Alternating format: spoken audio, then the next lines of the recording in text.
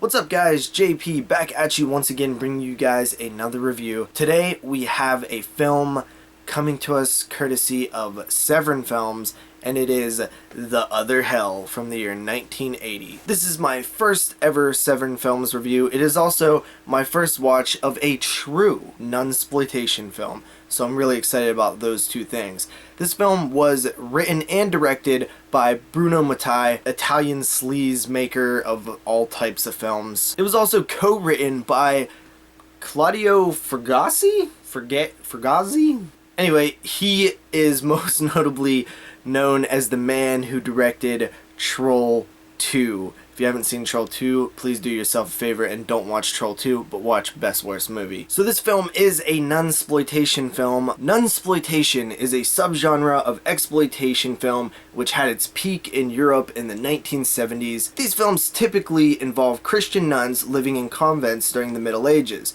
The main conflict of the story is usually of religious or sexual nature, such as religious oppression or sexual suppression due to living in celibacy. So The Other Hell is a film that features a convent of nuns who are being possessed by the devil, and there is a lone priest there to figure out what's going on and stop all the madness. The movie opens with a nun cutting out a vagina of another nun because she was impregnated by the devil. So the film starts up very awesome with that scene, and then it kind of goes downhill a little bit. It does get a little bit boring, and like a lot of Italian horror films at the time, it's very random in its editing, and it's always a little bit difficult for somebody who's not familiar with the style of films that the Italians made to kind of follow the story. The film seems to throw a bunch of random scenes at us, like a scene where there's a bunch of mannequins hanging from the ceiling. Why? I don't really know, but it's creepy. So if you suspend your disbelief and don't really question why a lot of things are happening and you just blame it on the devil,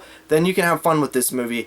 And as the film progresses, it actually gets better. The final act of the film is actually quite entertaining, and that's where the nunsploitation really ramps up. The film has a nice look to it, definitely has some creepy imagery and things like that. There's a underground kind of catacombs with skulls and bones and things like that, which is really cool. Has a score by Goblin. On the back of the case it actually says the score was borrowed from Goblin in quotation marks, so there actually are special features on this here release, and we have an audio commentary with Claudio Fragazzi from Troll 2, so that should be very interesting. If anybody's seen Best Worst Movie, this guy is an absolute hoot to listen to. It also has some interviews and things like that. Overall, my final rating on this film is about a 6 out of 10. It could use brushed up in the middle a little bit, but it is still definitely an experience, I'll tell you that. I absolutely loved my first venture into nunsploitation. I just can't really say that this film is very good. But what did you expect? It's still a very entertaining movie. So, hope you guys enjoyed my first ever Severin review. See you guys next time with another one. Peace.